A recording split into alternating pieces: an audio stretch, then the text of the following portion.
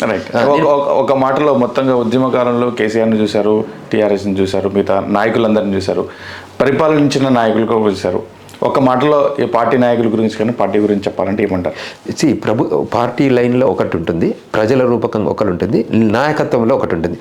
వాళ్ళకు కొన్ని గ్యాప్స్ ఉన్నాయి, నాయకత్వ లోపం ఉంది. ఎందుకంటే తెలంగాణ రాష్ట్రంలో ఒక ఫ్యామిలీకి సంబంధించిన నలుగురే రాష్ట్రాన్ని వెళ్తామంటే అది ఒప్పుకోరు, వెల్కమ్ చెప్పరు. ఎందుకంటే చాలా ఇంటలెక్చువల్ థింక్ ట్యాంక్ ఉంది. సో వాళ్ళందరినీ కూడా ఇన్వాల్వ్ చేయాలి. సో అక్కడ ఉన్న లీడర్షిప్ అంటే అందులో ఉన్న పొలిటీషియన్స్ ఉంటారు కదా, ఎవరైతే మినిస్టర్లే వాళ్ళు అన్హ్యాపీగా ఉన్నారు. అది ఓపెన్గా ఎక్స్ప్రెస్ చేస్తున్నారు. ఎందుకంటే ఓటమి కంటే ముందు వాళ్ళు ఏం మాట్లాడలేకపోయారు, ఓటమి వచ్చిన తర్వాత ఓపెన్గా చెప్పుకుంటున్నారు.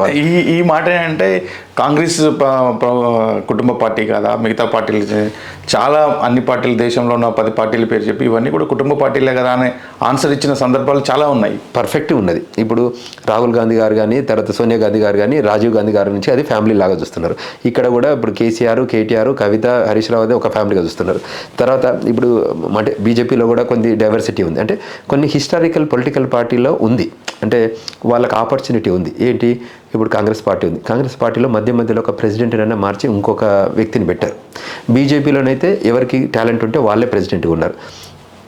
టీఆర్ఎస్లో కేసీఆర్ తర్వాత కేటీఆర్ ఉండాలి, కేటీఆర్ తర్వాత హిమాన్ షో, కవితనో, హరీష్ రావు ఉండాలి. అంటే వాళ్ళ ఫ్యామిలీ కొత్త నాయకుడిని ఒక ఈటల రాజేందర్ గారు టైపు, లేకపోతే అప్పుడు సీనియర్ లీడర్లు ఎవరు ఉన్నారో వాళ్ళకి ఎవరికి నాయకత్వం ఇవ్వలేదు. President, working president Etela Rajender గారికి ఇస్తే సరిపోతుండే కదా. అప్పుడు ఆ టైంలో అప్పుడు మేము డైవర్సిటీ అనుకునేటోళ్ళం. అంటే whatever you are talking it's diversity, there is no diversity. ఇప్పుడు ఫ్యామిలీ అంటే ఫ్యామిలీ అనే ఫక్తు కనబడుతుంది కదా. ఇప్పుడు ఆయన కంటే ఎక్కువ టాలెంట్ ఉన్న లీడర్ను కూర్చోబెట్టి కూడా ఆయనకు రాష్ట్ర అధ్యక్ష పదవి ఇచ్చారు. ఏ గ్రౌండ్ మీద కేటీఆర్కు మనం ప్రజలలో ఒపీనియన్ రావాలి కదా. మీరు ఏదైతే చెప్పారో వాటిన్నింటి ఫలితమే రిజల్ట్ కూడా వచ్చింది. అంటే వాళ్ళు చేసిన కొత్త పార్టీ వచ్చింది, కొత్త అధికారంలోకి వచ్చింది. దీని నుంచి ఏమి ఎక్స్పెక్ట్ చేస్తున్నారు మీరు? ఒక 10 సంవత్సరాల పరిపాలన తర్వాత వచ్చిన పార్టీ. కరెక్ట్. ఏదైతే ఆ పార్టీ చేసిన మిస్టేక్స్, ఏదైతే ప్రజలు కోరుకుంటున్నారో దాని మీద మీరు ఫోకస్ చేయండి. ఏదైతే ఇప్పుడు మీరు ప్రగతి భవన్ కానివ్వండి, ఇవన్నిటి కూడా వాళ్ళు దూరం చేశారు ప్రజల్ని. సో వీళ్ళు ఓపెన్ అప్ చేశారు. నేను ఈ రాష్ట్రం వచ్చిన తర్వాత, ప్రమాణ స్వీకారం అయిన తర్వాత ఐ వాజ్ దేర్, నేను జనాలలో ఉన్నా, నేను ఆయన పక్కన కూర్చోలేదు, పైన స్టేజ్ మీద లేను. ప్రజలు ఏమనుకుంటారో అని ఆ రోజు ఎల్బీ స్టేడియం ప్రజలలో ఉన్నా. I want to listen, vibrations ఎట్లున్నాయి, నేను దూరంగా ప్రజలలో వింటూ ఉన్నా, వాళ్ళ థాట్ ప్రాసెస్ ఎట్లుంది, ఎమోషన్స్ ఎట్లున్నాయి.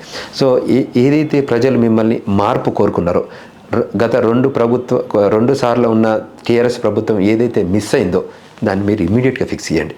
తర్వాత మీరు కొత్త పథకాలు తీసుకురండి. ఈ పథకాలలో మీరు భాగస్వామ్యం చేయండి. మీరు జేఏసీ లాంటిది పెట్టుకుంటారా, ఇంకేదైనా పెట్టుకుంటారా, అందరినీ భాగస్వామ్యం చేయండి. రాష్ట్ర ప్రభుత్వంలో అందరి భాగస్వామ్యం ఉండి వాళ్ళ ఆలోచనకు వేదికగా ఇది ఉండాలి. రేపు ఎగ్జిక్యూషన్ అప్పుడు తప్పు పట్టరు. ఇప్పుడు మన ఇద్దరం నిర్ణయం చేసుకొని మనం పథకాన్ని బయటకు రిలీజ్ చేస్తే ఏమైతే మీరు ఇద్దరు అనుకొని పెట్టేస్తే సరిపోద్దా అని అంటారు. వేరే మనం జేఏసీగా ఏర్పడో ప్రతిపక్షాలను కూడా తీసుకొని ఒపీనియన్ తీసుకోండి. విధానపరమైన నిర్ణయాలు ఏదైతే ప్రభుత్వమే తీసుకుంటుంది అది అందరికీ తెలుసు. ఒకప్పటి ఎర్ర బస్సులో తిరుగుతున్న తెలంగాణ కాదు, ఇది వాళ్ళ ఏరు బస్సులో తిరుగుతున్న తెలంగాణ ప్రజానిక ఉన్న దానిలో మనం ఆ ఐడియాలజీ ఉండాలి. సో అందులో ఉన్నప్పుడు మనం ఆ కనెక్టివిటీ బిల్డ్ అవుతాం. సో ఇప్పుడు అట్లీస్ట్ వీళ్ళు ఓపెన్ చేశారు. నేను గమనించింది ఏంటంటే ఇవాళ సెక్రటరియట్ ఓపెన్ అయింది. జనాలు వాళ్ళు బాగా ఇది నాది, ఇది నా ప్రభుత్వం, ఇది నా వేదిక, ఇది నేను ఓనర్, అంటే నేను డబ్బులతో కట్టుకున్న సెక్రటరియట్లకు నేను పోగలుగుతున్నా. అసలు పోవడమే లేదు కదా, లోపలికి రావడమే లేదు కదా. అసలు ఆయన రావడం పక్కకు పెట్టు, ముఖ్యమంత్రి సెక్రటరియట్కి రాకపోతే అది అంతకన్నా వ్యవస్థ ఇంకేముంటుంది. రైట్. ఇప్పుడు మీరు అన్నట్టు ఓపెన్ చేశారు, చూద్దాం. ప్రపంచవ్యాప్తంగా ఇప్పుడు దావోస్ వెళ్ళారు, పెట్టుబడులు ఆహ్వానిస్తున్నారు. ఎన్ఆర్ఐలుగా మీ అభిప్రాయాలను కూడా ఆహ్వానిస్తారని అనుకుంటున్నాం. అక్కడ కూడా ఇన్వాల్వ్ అవుతున్నారు. అంటే ఇప్పుడు మొన్ననే ప్రభుత్వం వచ్చింది, మేము క్వశ్చన్ చేయడానికి ఇప్పుడు మేము హెల్ప్ చేస్తాం. ఒక 1-2 ఇయర్స్ హెల్ప్ చేస్తాం, అంటే సహకారం ఇస్తాం. వాళ్ళ దగ్గర గ్యాప్స్ ఉంటే ఇవి చేయండి అని చెప్తాం.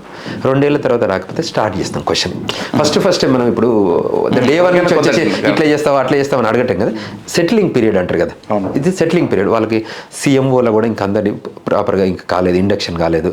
అంటే టీమ్ ఇప్పుడు ఏదైతే ఎగ్జిక్యూటివ్ టీం కూడా ఫుల్గా ఫార్మేషన్ కాలేదు. ఒక మంత్ అయింది. మనం ఒక ప్రభుత్వాన్ని ఒక మంత్లో డెఫినేషన్ ఇచ్చలేం. So let it take its own time. అంటే మనం ఇచ్చాక కూడా రేపు క్వశ్చన్ చేసినప్పుడు కూడా రీజనబిలిటీ ఉంటుంది. మన కేటీఆర్ గారు 1 నెలకో 2 నెలలకో మేము అట్లా చేస్తాం, ఇట్లా చేస్తారు, ఇట్లా చేయట్లేదు. 1-2 months ఉన్న ప్రభుత్వం ఏం చేస్తుంది? అది అంటే కొంచెం టైం ఇచ్చి let them make some mistakes. ఇప్పుడు చిన్నపిల్లలు బుడి నడిచేటప్పుడు పడతాడు, మళ్ళీ లేస్తాడు, మళ్ళీ పడతాడు. సో ఇక్కడ కూడా మనకు ఏమైనా ఇష్యూస్ ఉన్నప్పుడు మనం క్వశ్చన్ చేద్దాం, కొద్దిగా కన్సర్న్స్ ఉన్నప్పుడు సపోర్ట్ చేద్దాం. ఇప్పుడు వాళ్ళకి అందరికీ ఫుల్ నాలెడ్జ్ ఉంది, వాళ్ళు చేసే ప్రాసెస్ను కొద్దిగా వాళ్ళకి ప్రభుత్వంగా కొంచెం ఐడియాలజీ ఉంటుంది. వాళ్ళు ఒక నిర్ణయం తీసుకుంటారు.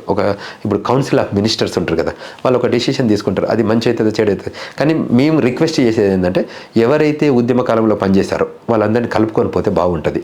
వాళ్ళైతే తీసుకొచ్చి వాళ్ళ ఒపీనియనైజ్ చేసుకుంది. డెసిషన్ మీరు తీసుకోండి, ఒపీనియన్ వినండి. ఇప్పుడు మనం ఒక 10 మందిని కూర్చోబెట్టి మీటింగ్ పెట్టి మీరు చెప్పండి అని ఒపీనియన్ తీసుకొని నోట్స్ కలెక్ట్ చేసుకొని అందులో మెజారిటీ ఎటువైపు డైరెక్షన్ ఉంటే కౌన్సిల్ ఆఫ్ మినిస్టర్స్ కూడా డిస్కస్ చేయండి. అందులో మెజారిటీ ఏది ఉంటే ఇంటిగ్రేట్ చేయండి, ముఖ్యమంత్రి ద్వారా పలికించండి. Okay okay. అప్పుడు ఏమవుతుంది, ఒక సీక్వెన్షియల్ ఆర్డర్లో వెళ్తుంది. ప్రతి ఒక్కరిని భాగస్వామ్యం ఉంటుంది. రేపు పొద్దున మనం ఒక పథకం పట్టుకొస్తే ఇది ఏదో ముఖ్యమంత్రి చేసిండేది కాకుండా మనం నిర్మాణం చేసుకున్న పథకం ఇది మన కోసం యూటిలైజ్ చేసుకున్న పథకం. మనం అందులో భాగస్వామ్యం చేయాలని స్ప్రెడ్ కూడా వాళ్ళే చేస్తారు.